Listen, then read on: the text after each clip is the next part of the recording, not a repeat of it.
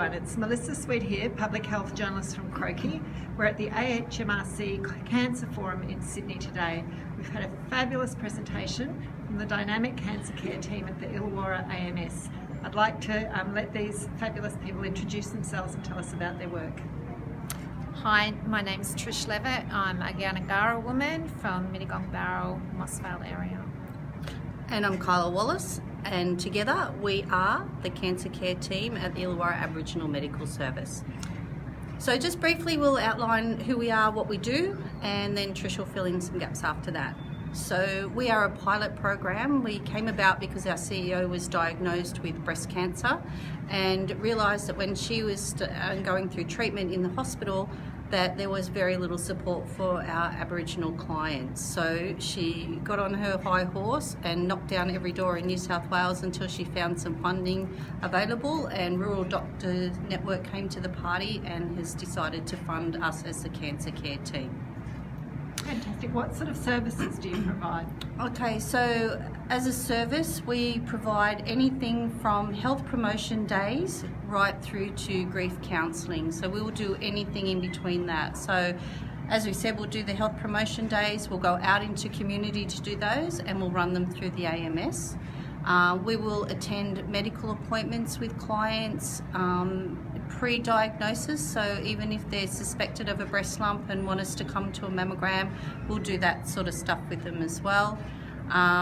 We work right through, we'll go to treatment appointments, we'll go to specialist appointments, we will do family support, we'll tell the family members if the client's struggling to do that. We'll do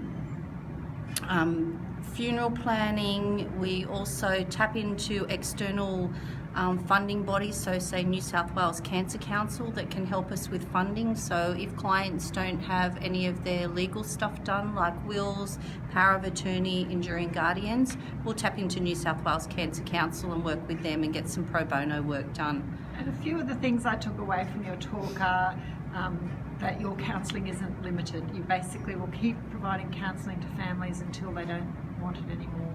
Yeah, that's absolutely correct, because 3 weeks of grief counselling is fine maybe for somebody, but for other people that have totally got to rebuild their lives, it's not just the initial grief counselling, and the first year of grieving someone is very difficult, but I tend to find the second year can be much tougher. The first year, everyone's there for the support for the first Mother's Day or the first birthday or first Christmas, but the second year, you find that a lot of that support level drops off, and so people are really starting to feel that isolation.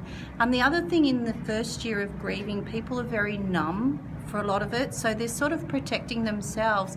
However, as time goes by, that numbness wears a little bit.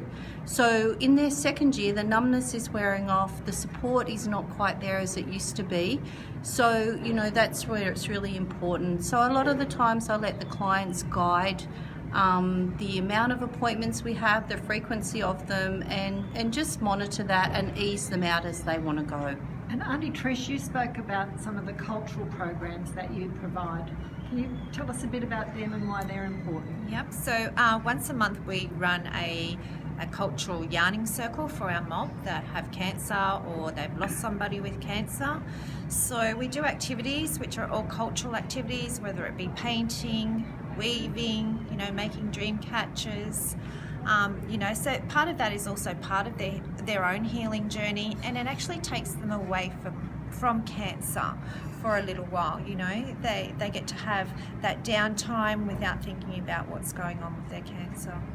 And you also spoke about taking people onto your beautiful Gannangara country. I'm very, very blessed. So I work in Wollongong AMS, and I'm only an hour's away from country.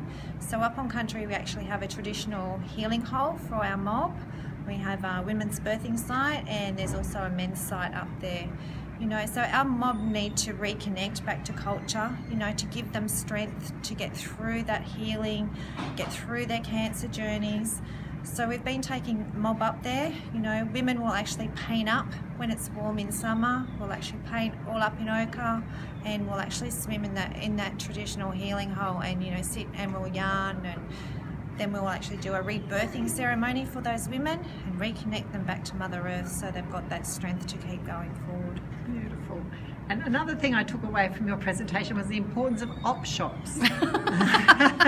How op shops are supporting your work in health promotion. Can you tell us a little about Bling Your Bra and other things that you do?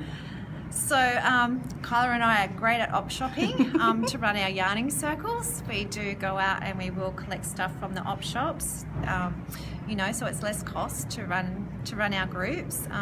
Bling a Bra we do once a year, where we'll bring a whole heap of bras in and we'll get all the mob to sit down and paint the bras up, and we'll actually hang them up in Wollongong Hospital. But that's to raise awareness around women's cancer, breast cancer.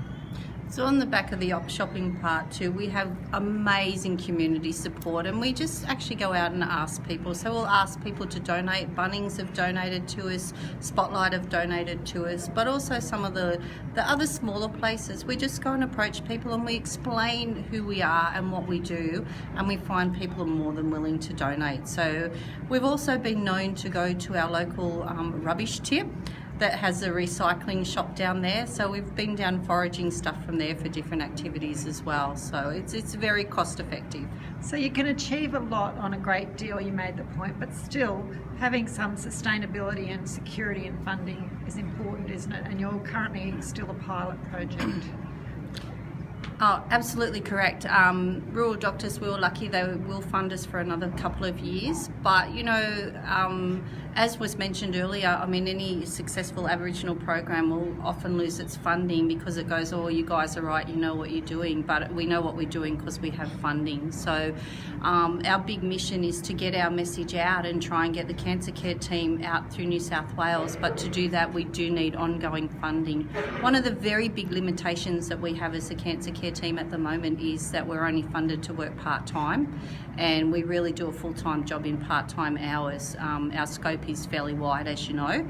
So we are out on the hit list. We are trying to network with anyone that will possibly come up with some funding, because what we'd really like to do from here, Trish, is we want our service in every Aboriginal medical service in New South Wales, and then we'll take it to every single state throughout Australia. Fantastic, and there was so much interest in your presentation. We've got more than 50 people here from, I think, 17 or 18 archos throughout New South Wales. Correct. What was your sense? What did you take home from this morning's discussions? I think out in communities are struggling. They've got no support out in their communities regarding, mob that are diagnosed with cancer. So obviously there's a massive need in so many of the communities, and, funding's needed. I think funding is the big issue, but knowing creating networks is such an important starting point here, and we'll make ourselves available to anyone that wants to take all the shortcuts, because we know all the pitfalls. We've learnt them, we've tripped over them, we've had to climb out of them again. So anyone that wants all the shortcuts, please, we will be more than willing to help them do that. Fantastic, and that's really what this forum is about, isn't it? Bringing people together to share their stories, what works and how they can help others. Yep, absolutely. One of the really important things about this forum, which is very exciting for us, is we hardly know a single person here. So the last couple that we've been to, it's been great to catch up with people that we've met before, but for this one in particular, there's so many brand new faces, and they haven't heard about what we're doing, which is, exactly why we need to do these forums. Brilliant. Well, thank you both so much for your time. It's really been terrific hearing about your work. Great. So I'll just sign off now.